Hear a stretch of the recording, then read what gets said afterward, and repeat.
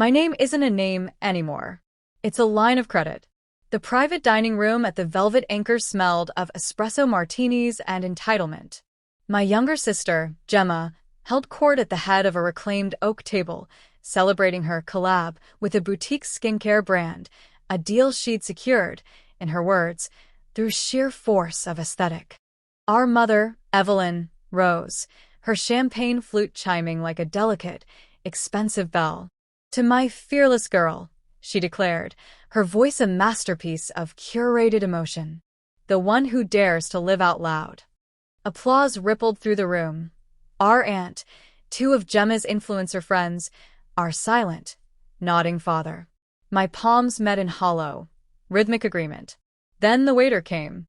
He bypassed everyone and set a thick, slate-gray folio directly in front of my plate. Inside was a single slip of paper. $4,120. It wasn't a request. It was a foregone conclusion. Evelyn leaned in, the scent of her jasmine perfume cloying. "Public school salaries are so reliable, honey," she murmured, her fingers cool on my wrist. "Consider it an investment in family." I looked at her hand, then at the number that represented 6 months of my frugality. I didn't speak. I simply closed the folio, slid my palm across its cool surface, and pushed it across the table. It connected with the base of her wine glass with a sound like a crack in the universe. The room died. Not a lull, but a flatline. I stood, my chair scraping back in the utter quiet. "A brand launch should be a business expense," I said, my voice not my own. It was clear, calm, and carried. I turned and walked out. I heard the choked gasp, the hissed, "Avery," but I was already past the maitre d', through the heavy doors, and into the salt-tinged harbor air. My partner, Leo, was there, opening the car door, his expression grim. We drove in a silence, so profound I could hear the shattering of a decade-old illusion. At home, I didn't crumble. I combusted. Then I calcified. My phone erupted. A firestorm of texts. "Gemma, you ruined everything." Those were potential backers. "Dad, your mother is devastated. This is beneath you." The words were questions. They were demands for a system reboot. I felt no guilt. Only a glacial, clarifying fury. I opened my laptop. Not to reply. To reconcile. I created a spreadsheet. Date. Transaction. Amount. The security deposit for Gemma's downtown loft. The $3,500 for Dad's surprise boat repair. The endless loans for emergencies that were just chronic poor planning.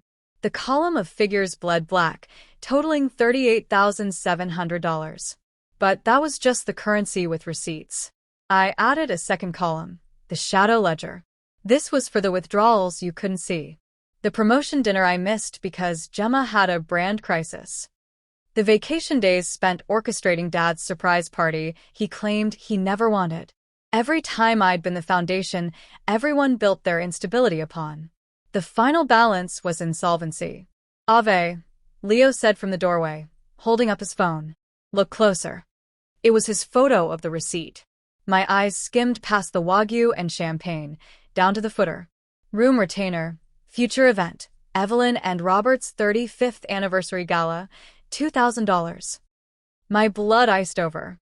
The party they'd scrapped due to inflation. I called the restaurant, using my best corporate-adjacent tone. The manager confirmed. The Emerald Room was booked for next month. They'd used my card, the card meant for Gemma's feast, to secure their own exclusive celebration. One I'd heard nothing about. The confrontation came at noon on Sunday. They arrived as a delegation. Evelyn, steel-eyed. Robert, flushed with paternal disappointment. Gemma, a study in wounded vanity. They stood in my living room like judges in a tribunal. "We're here to reset," Evelyn began. "Your performance was shameful. You will apologize, and you will fulfill your obligation." "No," I said, my voice quiet. "We're here to settle accounts." I placed the printed spreadsheet and the zoomed-in receipt on the table between us. "I've conducted an audit." I took them through it.